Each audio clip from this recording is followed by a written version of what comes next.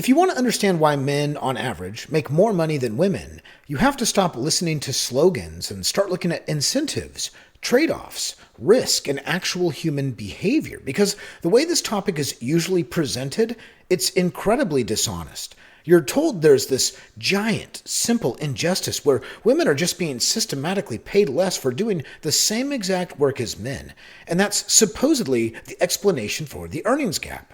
But once you actually examine what's happening in the real world, that narrative starts to collapse. The truth is not that women are incapable. The truth is not that men are morally better workers. The truth is not that every employer in the country got together in a secret room and decided to reward men for no reason. The explanation is much, much less dramatic, much more grounded, and honestly, much more uncomfortable for people who are emotionally invested into the propaganda.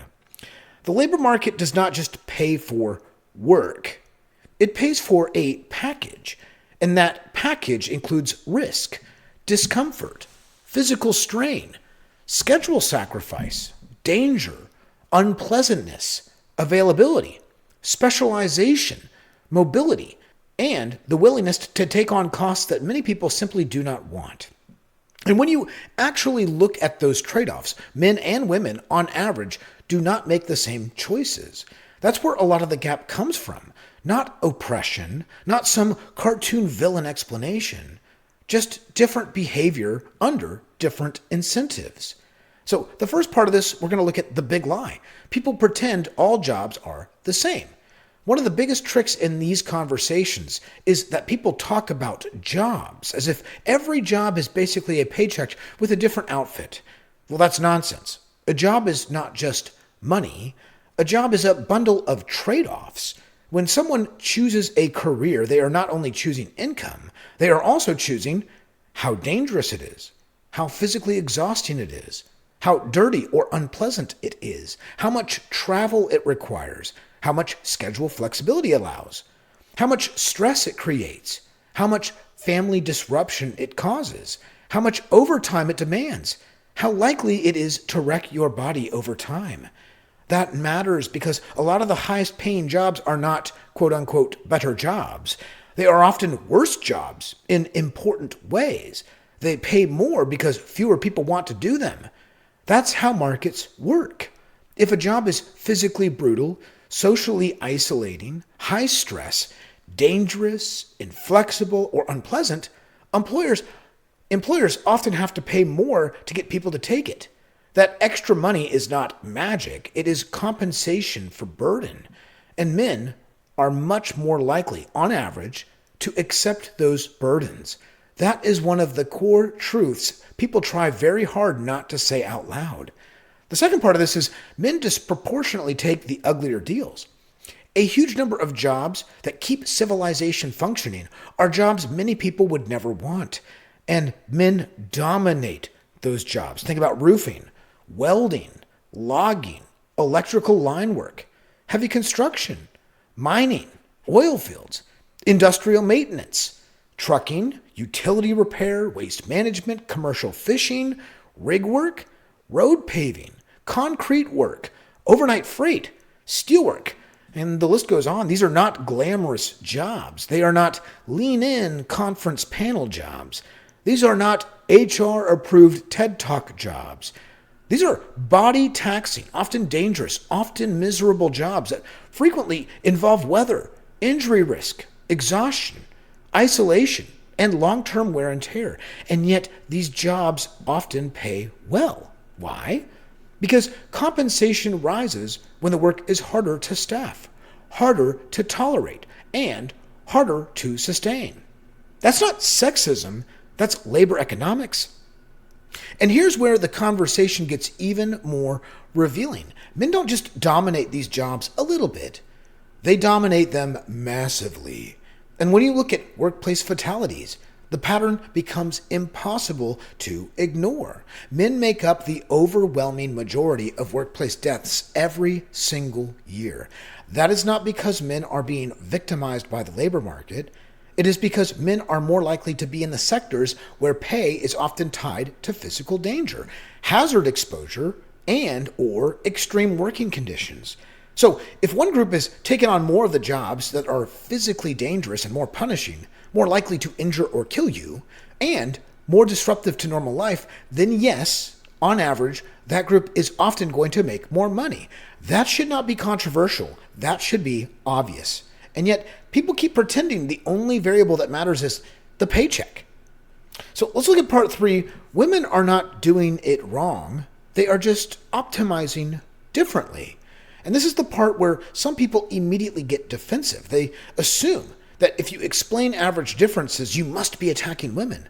But that's not at all what this is. Women are not irrational for making different choices. They are often making perfectly rational choices based on the different weighing of their priorities.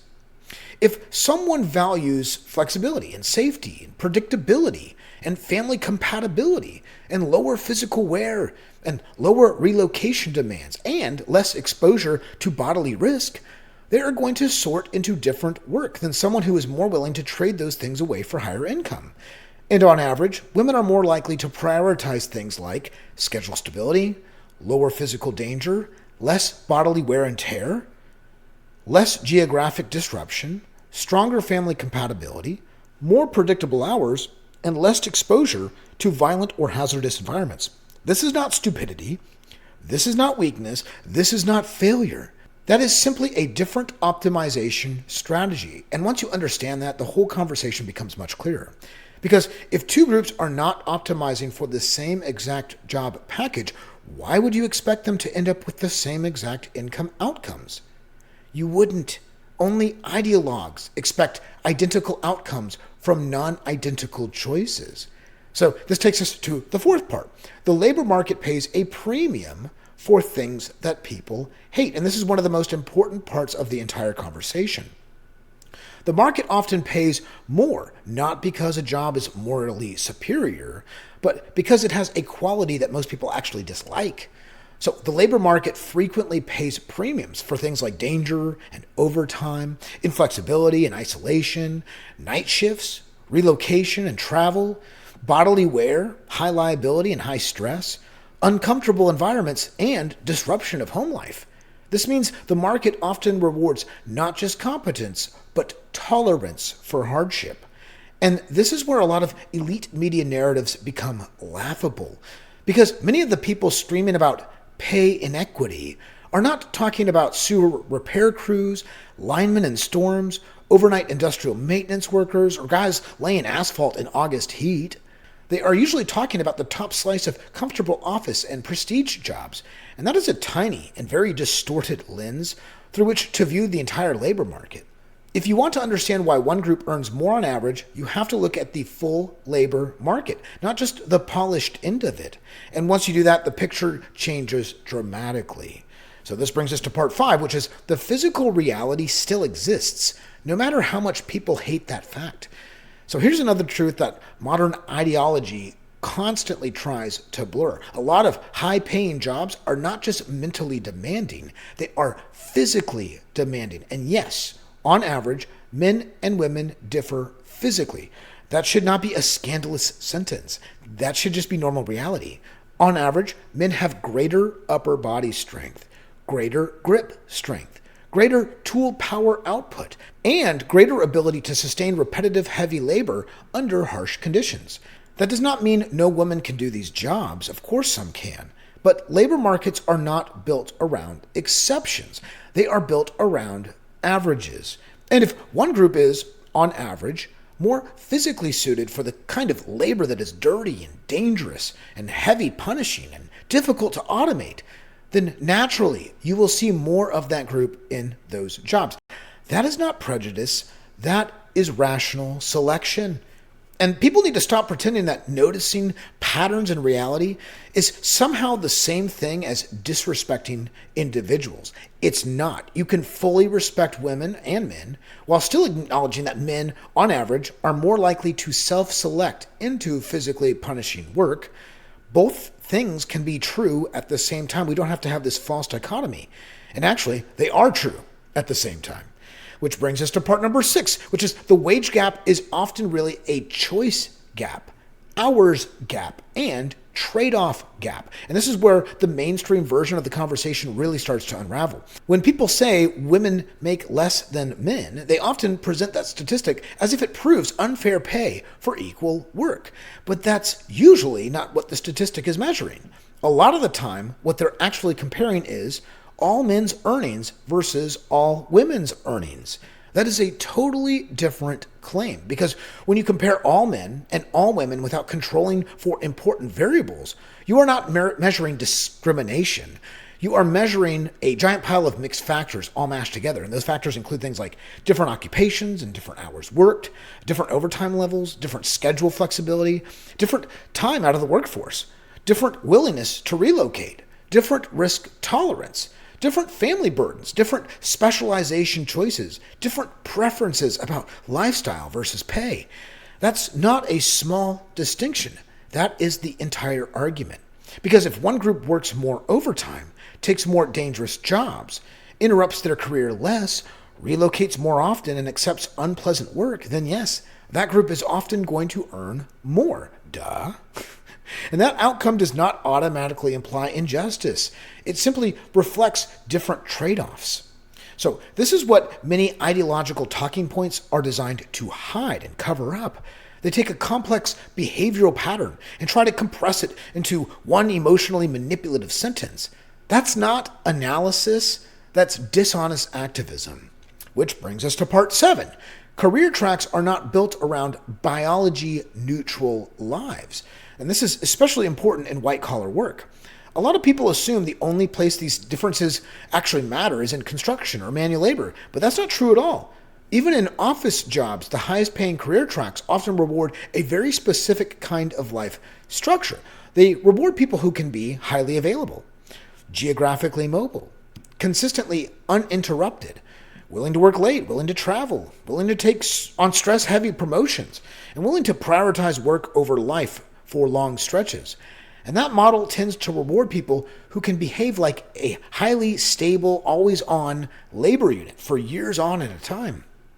And biologically and socially, women are more likely to absorb the costs associated with things like pregnancy and childbirth, postpartum recovery, breastfeeding, childcare logistics and school scheduling, family coordination and elder care. Again, this is not an insult. This is just reality. If one group is more likely to absorb those interruptions or constraints, then that group is going to face more friction in career tracks that heavily reward uninterrupted intensity. That does not require some grand conspiracy. That's just what happens when the structure of the job rewards nonstop continuity. So even in white-collar professions, a lot of what gets called the wage gap is really a gap in uninterrupted career intensity, not necessarily a gap in pay for equal output. And that distinction matters enormously. Which brings us to what I would call part 8, is people keep ignoring the role of agency. So one of the weirdest things about this conversation is how often women are treated as if they have no agency at all. That's actually far more insulting than the explanation I'm giving. The mainstream narrative often treats women like passive victims of the economy, as if they are just drifting helplessly into lower paying roles and can't possibly make conscious trade-offs, right? But women are adults. They make choices. They evaluate trade-offs just like men. They prioritize things differently. And if women, on average, choose more flexibility and choose lower physical risk and choose more family-compatible rules or less bodily punishment, then that is not evidence of oppression. That is evidence of agency. Ironically, the people who claim to be the most pro-woman often refuse to take women's own choices seriously. They act like if women do not end up in the same exact distribution as men, then something must have gone wrong. But what if nothing actually went wrong at all? Maybe free people sort differently. Maybe equal freedom does not produce identical outcomes. Maybe the desire for equal results is what's distorting the conversation in the first place. And maybe that's the real issue. Because once you grant that people have agency, a lot of political narratives lose their emotional leverage. Which brings us to my 9th part, which is socialization does matter, but it does not explain everything. Now, to be fair, socialization absolutely does play a role. People are not born into a vacuum, right? Boys and girls are often nudged towards different identities and different skills and different expectations and different comfort zones. Boys are often pushed more towards things like toughness and competition and performance, tools, danger, physical competence, and status through output. And girls are often more pushed towards things like care and communication and harmony, and social sensitivity and safety, and relational intelligence and emotional labor, too. Of course, that affects career outcomes. So it would be absurd to deny that fact. And here's the real problem. A lot of people use specialization or socialization as a catch-all explanation for literally everything, as if it fully erases the role of preference and biology and temperament and incentives. And that's really, to me, lazy thinking. And it's not supported by reality. Even in places where very high formal gender equality, men and women still often sort in different kinds of work. And that should tell you something. It suggests that when people have more freedom, they do not necessarily become more identical. Sometimes they become more different. And that is one of the most politically inconvenient facts in this entire conversation, because it means that equal opportunity does not automatically produce equal distribution. And if that's true, then a lot of the ideological narratives and propaganda look very weak. Which brings us to the 10th part that I have here, which is this is not about who deserves more. This is where people get tripped up emotionally. The second they hear an explanation for earnings differences, they assume someone is making a moral argument. That's not what this is. This is not about who is better. This is not about who deserves more. This is not about saying men are more virtuous because they work on oil rigs or women are less valuable because they often avoid these jobs. That would be idiotic. So this is about understanding what the market is actually paying for. And the market often pays for scarcity and difficulty and burden and danger and endurance and inconvenience and stress and replaceability and skill and actual output that you can do and reliability under pressure. A person can be morally wonderful and still choose a lower paying job. A person can be deeply valuable to their family and community and still choose a lower paying job. A person can be highly intelligent and still choose a lower paying job. Compensation is not some kind of a moral scoreboard, right? It's largely an economic response to supply and demand and trade-offs. And this is much colder because that is a much colder but much more accurate way of looking at it. And frankly, it's healthier too, because once you stop treating income differences as automatic evidence of injustice, you can finally start talking honestly about behavior and incentives and reality, which brings us to part 11 in my series, which is the real question is not, why is there a gap? The real question is, why do people keep assuming a gap proves unfairness? That assumption is the actual problem. Because once you understand that men and women often choose differently under freedom, then unequal outcomes stops becoming shocking, right? In fact, they become expected. If one group is more likely to choose higher risk work, or longer hours, or more overtime, or more dangerous conditions, or more physically punishing work and less flexible work, or more relocation or more disruption, then that group will often make more money. That does not require a villain. That does not require a hidden anti-women conspiracy. That does not require a moral panic. It only requires basic cause and effect, logic. And yet, modern political culture keeps trying to erase cause and effect because cause and effect is terrible for emotional propaganda. It's much easier to mobilize outrage than to explain trade-offs. That's why this conversation gets framed the way it does. Not because the simplistic version is true, but because the simplistic version is more politically useful. So no, the earnings gap between men and women is not best explained by the childish idea that society simply values men more. That's lazy, that's ideological, that's propaganda. And that falls apart the second you actually look at what people choose, what jobs demand, and what the labor market actually rewards. The more honest answer is this. Men, on average, are more likely to accept the kinds of jobs and life patterns that come with higher pay and higher cost. Women, on average, are more likely to optimize for a different balance of money, safety, flexibility, and life structure. And once you understand that, the whole conversation starts to make a lot more sense. Not because it fits a political narrative, but because it fits reality. And reality does not care about political slogans.